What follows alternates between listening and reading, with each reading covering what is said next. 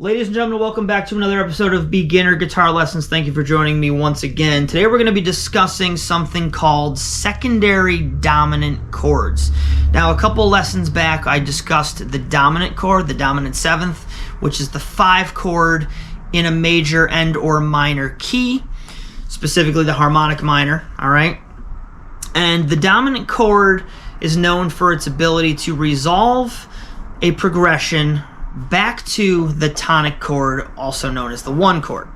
All right, now, a lot of times in classical music and jazz, you will see multiple dominant chords, meaning any chord with just a 7 next to it, or a 7 flat 5 or sharp 5.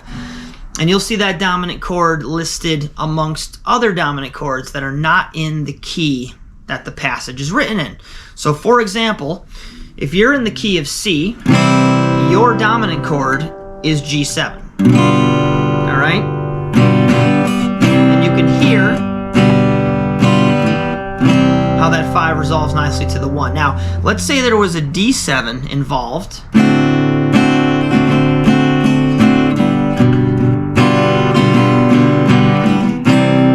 you have a D7 to a G7 to a C.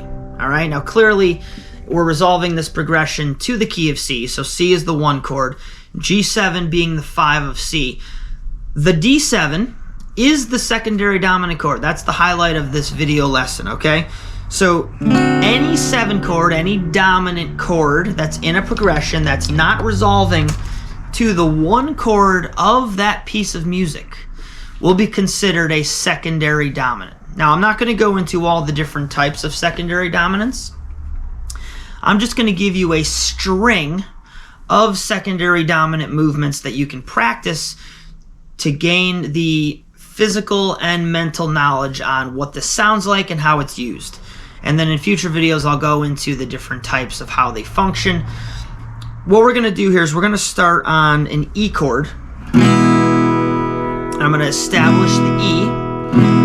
Then I'm going to turn it into an E7, all right? There's your E7. I'll put all these up on screen for you.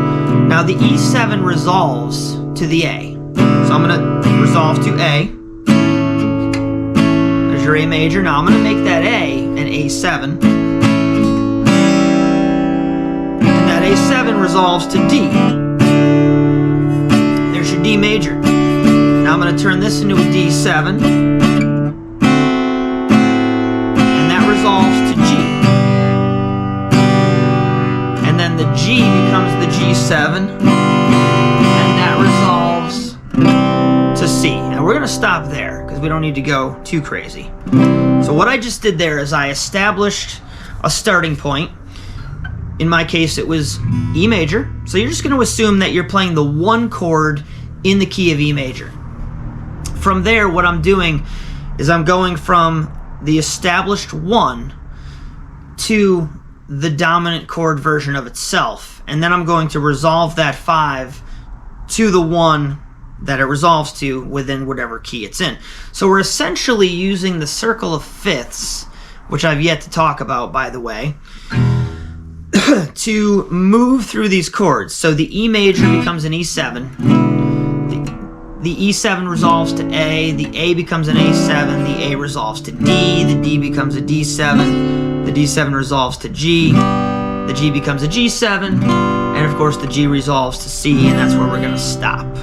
Okay? So anytime you're looking at a piece of music and you see 2 dominant chords in the same progression, you got to ask yourself, which one of these is resolving to the tonic chord, meaning the 1 chord of the piece of music that you're playing? And then, of course, once you figure that out, you can then find how the other chord, which would be the secondary dominant, how that relates. And I'm going to go into the different types of this in future lessons. This is just a bare bones basic intro on secondary dominance, all right? Hope that made sense. Leave questions, comments below. Like, subscribe as always. Thanks for watching.